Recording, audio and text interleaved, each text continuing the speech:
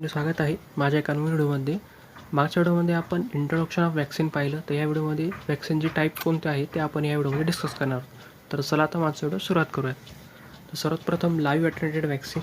The live attenuated vaccine contain the version of the living microbes that has been weak in the lab so it can cause the disease. तर जे काही live attenuated vaccine असते ते हे first type आहे वॅक्सिनचं. तर live ॲटेन्युएटेड वॅक्सिनमध्ये जे काही मायक्रोज वगैरे असतात ते लिव्हिंग फॉर्ममध्ये किंवा ॲक्टिव्ह फॉर्ममध्येच त्याच्यामध्ये टाकले जातात आणि जे काही थोड्या प्रमाणामध्ये वीक असतात, जे ते लॅबमध्ये वगैरे वीक केले जातात आणि ते काही डिसीज वगैरे कॉज करत नाही आपल्या बॉडीमध्ये गेल्यानंतर. त्या वॅक्सिनमध्ये लिव्हिंग मायक्रोज हे टाकले जातात आणि एक वॅक्सिन प्रोड्यूस केली जाते, त्याला म्हटलं live attenuated vaccine. Because a live attenuated vaccine is the closest thing to the natural infection. This vaccine are good teacher of the immune system. आणि ही जी काही लाईव्ह ॲटेन्युएटेड वॅक्सिन जी आहे ती क्लोजेस्ट असे नॅचरल इन्फेक्शन जे काय होतात त्याच्या अगेन्स्ट ही लाईव्ह ॲटेन्युएटेड वॅक्सिन खूप वेगात येते आणि एक जास्त प्रमाणामध्ये इम्युन सिस्टीम जनरेट करण्याचं काम लाईव्ह ॲटेन्युएटेड वॅक्सिन हे करते. तर मेनली त्याचे काही एक्झाम्पल आहे लाईव्ह ॲटेन्युएटेड वॅक्सिनच्या. Measles, mumps and chicken pox हे जे काही वॅक्सिन त्याच्या अगेन्स्ट काही वॅक्सिन वगैरे प्रोड्यूस होतात, त्याच्यामध्ये मेनली याचे जे काही चिकन पॉक्स वगैरे असेल, मम्स वगैरे असतील, त्याचे जे काही मॅक्रोज असतात ते त्याच्यामध्ये लाईव्ह फॉर्ममध्ये टाकले जातात आणि एक वॅक्सिन प्रोड्यूस केली जाते आणि ती त्या स्पेसिफिक डिसीजच्या अगेन्स्ट ते वापरली जाते. तर याच्यामध्ये लाईव्ह ॲटेन्युएटेड वॅक्सिनमध्ये तर जे काही लिव्हिंग मायक्रोजम असतात ते त्याच्यामध्ये वॅक्सिनमध्ये टाकले जातात आणि नंतर मग ते ह्युमन्समध्ये इंजेक्ट केले जातात आणि इम्युन रिस्पॉन्स हा त्या एखाद्या डिसीजच्या अगेन्स्ट जनरेट केला जातो. तर हे झालं लाईव्ह ॲटेन्युएटेड वॅक्सिन. आता इनॲक्टिवेटेड वॅक्सिन म्हणजे काय? The scientific produce the inactivated vaccine by killing the disease causing micro with the chemicals, heat or radiation. तर मग इनॲक्टिवेटेड वॅक्सिनमध्ये काय केलं जातं, जे काही मायक्रोब्स असतात किंवा डिसीज कॉझिंग जे काही व्हायरसेस वगैरे जे काय असतात त्याला इनॲक्टिवेट केलं जातं with the help of chemicals, heats or radiation. या काही टेक्निक थ्रू त्याचे जे काही मायक्रोब्स असतात त्याला इनॲक्टिव्ह फॉर्ममध्ये केलं जातं आणि नंतर such vaccine are more stable than the safer than the live vaccine. आणि ह्या ज्या काही वॅक्सिन्स वगैरे असतात ते सेफर असतात आणि स्टेबल असतात लाईव्ह वॅक्सिनद्वारे. मग आपल्याला माहिती आहे की लाईव्ह ॲटेन्युएटेड वॅक्सिनमध्ये डायरेक्ट मायक्रो ऑर्गॅनिझम हा टाकला जातो त्याच्यामध्ये. तर मग इन फ्युचरमध्ये त्याच्यात जर म्युटेशन घडून आलं तर त्याच्यामुळे आपल्या बॉडीमध्ये काही डिसीज वगैरे अजून कॉजेस होऊ शकतात. तर मग इनॲक्टिव्ह वॅक्सिनमध्ये काय केलं जातं, जो काही मायक्रोज असतो त्याला इनॲक्टिव्ह केला जातो आणि नंतर मग आपल्या बॉडीमध्ये त्याच्यामध्ये वॅक्सिन थ्रू आपल्या बॉडीमध्ये तो टाकला जातो.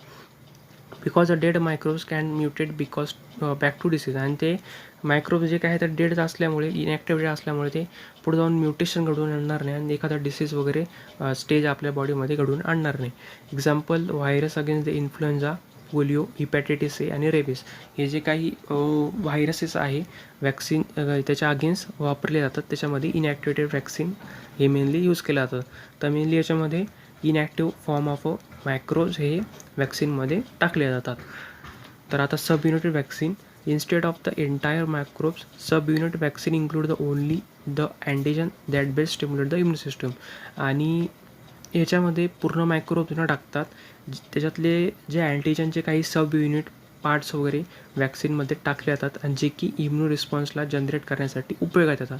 In some cases this vaccine are use the epitopes, the very specific part of the antigen that antibody or T cell recognise and bind to. आणि याच्यामध्ये मेनली काय केलं जातं, जे काही इपिटोप्स वगैरे जे काय असतात ते वॅक्सिनमध्ये टाकलं जातं. स्पेसिफिक पार्ट हा अँटीजनचा टाकला जातो अँटीबॉडीचा आणि ते आपल्या बॉडीमध्ये जाऊन अँटीबॉडी प्रोडक्शन करतात आणि एखाद्या वॅक्सिनच्या अगेन्स्ट इम्युन रिस्पॉन्स जनरेट करतात.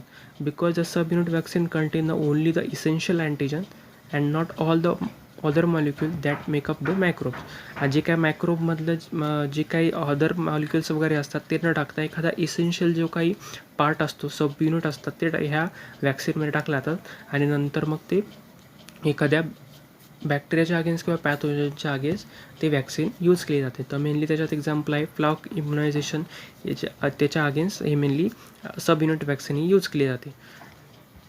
तर टॉक्झाइड वॅक्सिन म्हणजे काय? For bacteria that secrete the toxin or harmful chemical or toxoid vaccine might be the answer. म्हणजे काही जे बॅक्टेरिया वगैरे असतात ते टॉक्झिन प्रोड्यूस करतात, सिक्रेट करतात. तर ह्या आधी मी त्याच्यावरती व्हिडिओ टाकला आहे एंडोटॉक्झिन आणि एक्झोटॉक्झिन. तर तुम्हाला तो व्हिडिओ पाहायचा तर डिस्क्रिप्शनमध्ये मी त्याची लिंक प्रोव्हाइड केलेली आहे. ते जाऊन तुम्ही तो व्हिडिओ पाहू शकतात. म्हणजे कशा प्रमाणामध्ये एखादा बॅक्टेरिया एंडोटॉक्सिन आणि एक्झोटॉक्सिन प्रोड्यूस करतो आणि काही प्रमाणात कोणते बॅक्टेरिया ग्राम पॉझिटिव्ह ग्राम निगेटिव्ह बॅक्टेरिया मेनली टॉक्सिन हे प्रोड्यूस करतात. ते तुम्ही तो व्हिडिओ जो पाहायचा असेल तर तुम्ही डिस्क्रिप्शनमध्ये मी लिंक प्रोव्हाइड केलेली आहे. तर काही बॅक्टेरिया वगैरे जे काही असतात ते टॉक्झिन प्रोड्यूस करतात आणि हार्मफुल केमिकल्स वगैरे त्यात प्रोड्यूस करतात आणि ते टॉक्झाइड वॅक्सिनमध्ये टाकलेले असतात. This vaccine are use to when the bacterial toxin is the main cause of illness. आणि याच्यामध्ये जे काही बॅक्टेरियल टॉक्झिन वगैरे असतात ते यूज केलेले असतात जे काही इलनेस वगैरे कॉज करतात. The scientific have found that they can inactivate the toxin by treating with them formalin. आणि जे काही बॅक्टेरिया जे काही टॉक्झाइड तयार करतात त्याला आयसोलेट वगैरे केलं जातं आणि त्याला इनॲक्टिव्ह केलं जातं टॉक्झिनला आणि त्याला फॉर्म्युलिन सोबत ट्रीट केल्यानंतर सच अ डिटॉक्सिफाईड टॉक्झिन कॉल्ड ॲज अ टॉक्झाइड आणि त्याला टॉक्झाइड म्हटलं जातं. जे काही इनॲक्टिवेटेड फॉर्म जर टॉक्झिन असतं त्याला टॉक्झाइड म्हटलं आणि are safe for use in the vaccine आणि नंतर ते वॅक्सिनमध्ये यूज केलं जातं. आणि त्याचं एक्झाम्पल आहे crotalus atrox toxoid is use to vaccinate the dogs against the rattlesnake bite. आणि जे काही डॉग्स वगैरेला रॅटन स्नेक जर बाईट झाला असेल त्याच्या अगेन्स्ट ही वॅक्सिन वगैरे तयार केली जाते. त्याच्यामध्ये जे काही टॉक्सिन असतात बॅक्टेरियाचे त्याला इनॲक्टिव्ह केलं जातं आणि नंतर ते वॅक्सिनमध्ये टाकलं जातं. द कॉन्जुगेट वॅक्सिन म्हणजे काय, bacterium possess the outer coating of a sugar molecule called as a polysaccharide. जे काही आपल्याला प्रत्येकाला माहिती की जे आउटर कोटिंग असते शुगर मॉलिक्यूल त्याला आपण पॉलिसॅक्राइड म्हणतो. As a many harmful bacteria do researcher may try to making the conjugate vaccine for it. आणि जे काही पॉलिसॅक्राइड आहे त्याचा वापर करून काही जे हार्मफुल बॅक्टेरिया जे काही त्याचे पॉलिसॅक्राइड वगैरे वापर करून त्याची कॉन्जुगेट वॅक्सिन तयार केली जाते. The polysaccharide coating disguise the bacteria antigen so that the immature immune system of infant and younger children can recognize or respond to them.